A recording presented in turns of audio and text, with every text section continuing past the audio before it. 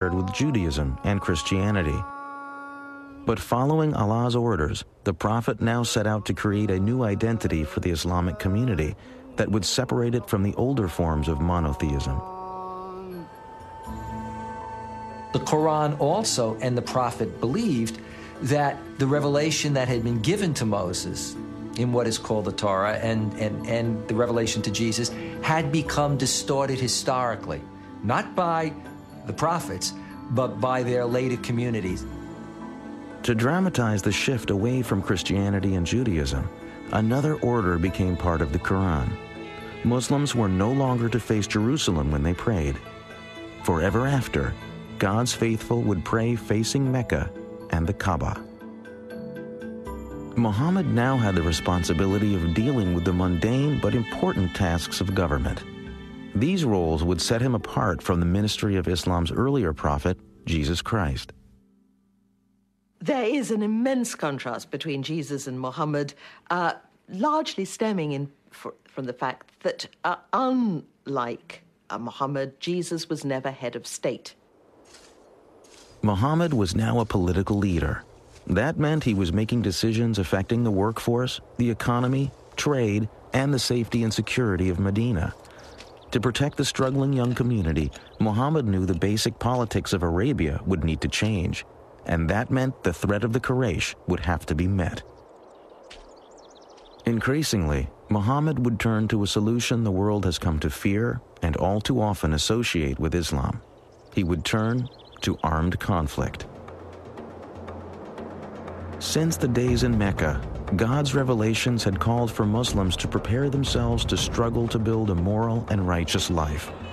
The Arabic word for this moral struggle is jihad. Jihad would soon be needed if the Muslim community was to survive. For when the Prophet and his followers had left Mecca, it was clear to all that a day would come when they would have to defend their beliefs in battle. Now that day was fast approaching. Out of respect for the beliefs and practices of Muslims, no image of the Prophet Muhammad or his immediate family will be shown in this biography. Although the religious foundation of Islam included Jesus' message of peace, it had also taken on the Jewish tradition of justice. The Quran's verses that flowed from Muhammad's mouth were now beginning to include a message justifying armed defense of the community. Permission is given to fight because they are wronged. Verily, Allah is most powerful for their aid. They are those who have been expelled from their homes. Muhammad's plans for the defense of the community now began to include the word jihad. It is a term that is often cited by those who oppose Islam as evidence of the religion's reliance on violence and war. But the true meaning of jihad is something quite different. Jihad comes from the Arabic root jahada, which means struggle. It is consistently referred to as a struggle for the sake of God. If the jihad is financial, you respond financially. If the jihad is violent, you respond violently.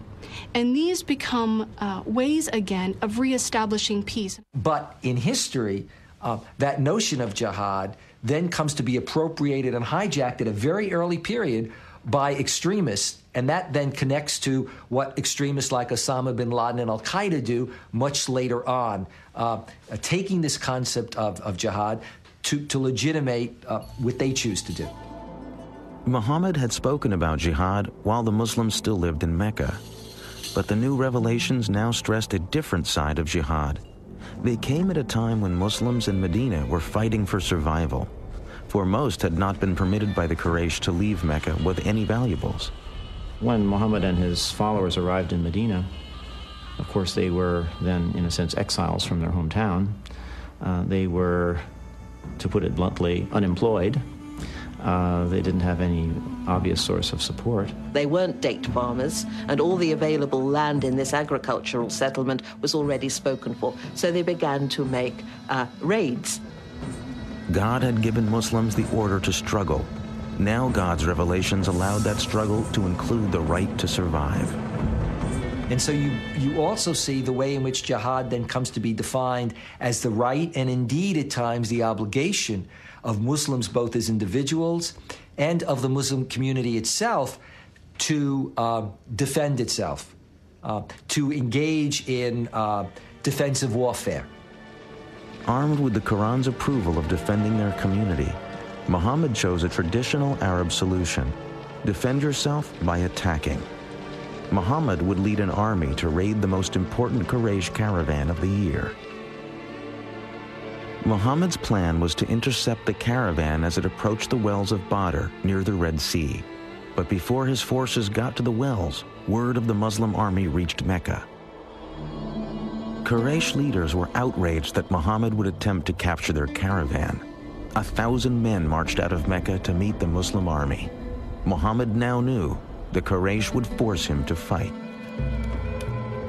The night before the battle, the Prophet had no idea if his men were willing to die in what had now become war. But after listening to stirring speeches, his followers vowed to offer their lives for Islam. The Quraysh army outnumbered the Muslims by 3 to 1. But as the battle began, Muhammad revealed he had a great sense of tactics, and his warriors fought with ferocity. The Quraysh leaders had believed a show of force would be enough to defeat the Muslims.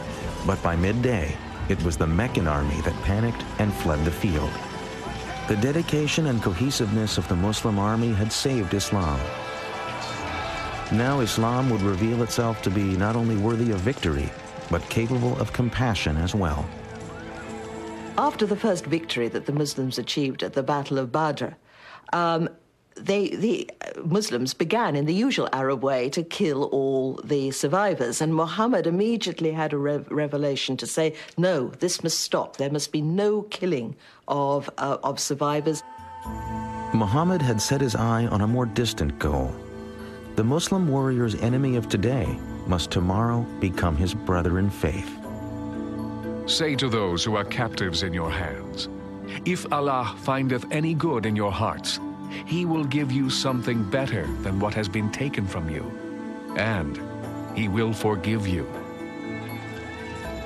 The victory at Badr had great consequences. After the battle, converts from all over Arabia began to flock to Medina. Like the Muslims, these converts saw the victory as a sign of God's salvation and protection, similar to God's parting of the Red Sea for the Israelites. The Battle of Badr has enormous significance to the Muslim community, and I think that was the first political act that was successful, which cemented the vision or the dream that Islam could establish a community. Islam could become a civilization.